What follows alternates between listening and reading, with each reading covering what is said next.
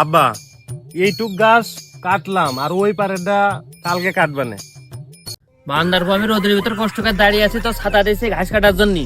ঘাস কাটিয়ে তারপরে বাড়ি আসবি, আমি এখানে দাঁড়ালাম। এই অসময়ে আবার কেডা ফোন দিল?